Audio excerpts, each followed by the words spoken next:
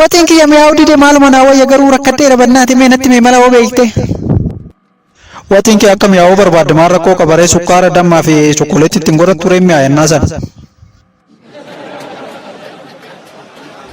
Akka namuun barree waa'ee kiyyaaf keetii dhoksee si jaaladhu onnee koo keessatti si dubbisuu dhiisee callisee siin oduu agartuu ijaatiin jaalala siif godhuu way.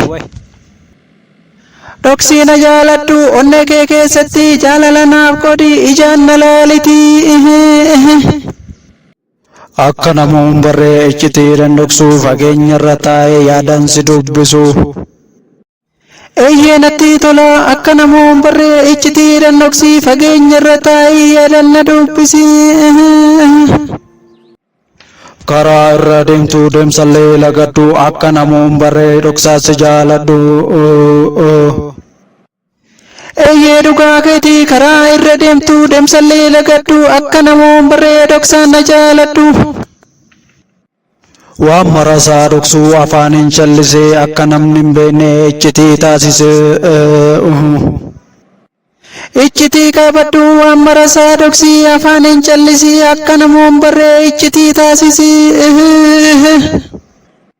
Dhoksaa si jaaladhu akka namuun barree rakkadhe jedhee taasiif gurguraa burree. Marree dhoksaa godhii dhoksaan na jaaladhu akka namuun barree nan rakkadhe jedhii mee gurgurii burree yoo gurgurtee naaf biti mee surree. Tole egaa jettee burree siif gurguree siif hambutaa surree atis badii kottuu yeroo warri hin jirre. Tole egaa jettee anuu badeen dhufaa yeroo dukkanaa'u yoo galgalli ga'uu namuu walan turu dhoksaa wal jaalachuu wanta duruu jiru. Biroo bannaate jireenyi natti addaa'e maal goon godhe wayya garuu. Jireenya akkasitti na dhoofne yoo barbaadde sukkaaratti naqitoo jiraadhu kaa'inaa sana hadhaa'uu hundi isa maal rakkoo qabaree kun. Biroo daddaf jechuun maal jechuudha? Daddaf jechuun beekaa jechuudha. Waaw amma har'aatitti hin barreeyyoo jechuudha. Ati baay'ee daddabiidha baay'ee natti tola daddabii ta'uun kee.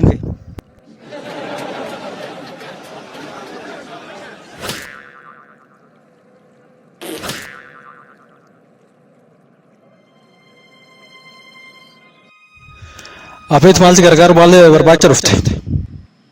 Qacarrii barbaadee taran garaana dhufee jira hojiin jira naan jedhan mana kana keessa. Tole haa ta'u nutis nama hin barbaanna muuxannoo keemmee nuuf qoodi.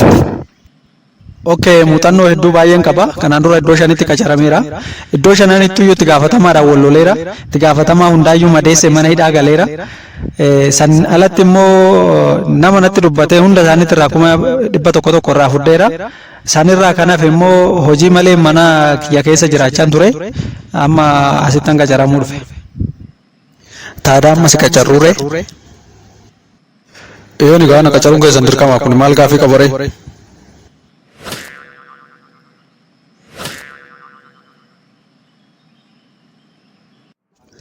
Ollaa bunaa taanee buna waliin dhugnaa kolfaa basaak jechaa mukuu wal baafanna abbaan kee miidhagaa keessaa magaaltichaa manni koo gamanaa koottu na gaafacha.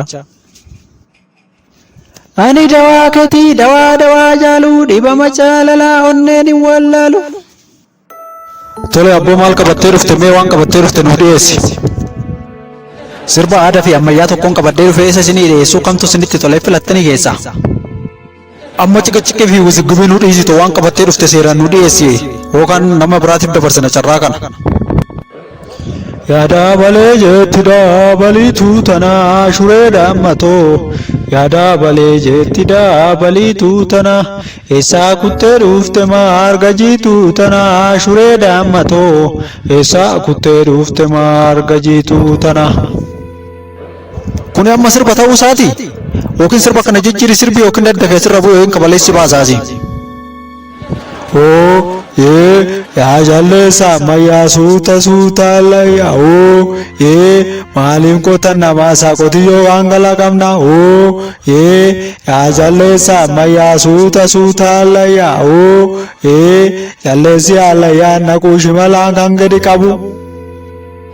Amma sirbita jechuudha ka biyyatu sitti yaa simbira mukarraa harcaaste maaliin lafa ciciisanii agarteertaa garuu jaan Lakki boya ko ani simbira mayu nagarre arragessa yu nagarre waan tokko ndakora yu nagarre arra mana gadi banan katte taa'e ma san dhufe malee simbira nagarre maal dorgommin dhufe malee simbira laaluun dhufeen. Qoy waa tokko si gaafadha garuu hojii qabda ofii gadi. Eeyyeen hojii nan qaba hojii gosa baay'een qaba kan barbaadan keessaa natti ma. Yaa ta'uti amma beenuti boru mana keetitti dhufnee hojii si gaafannaati har'a deeme bakka amma si geera muuziqichi si geera dabarteerta borutti dabarte.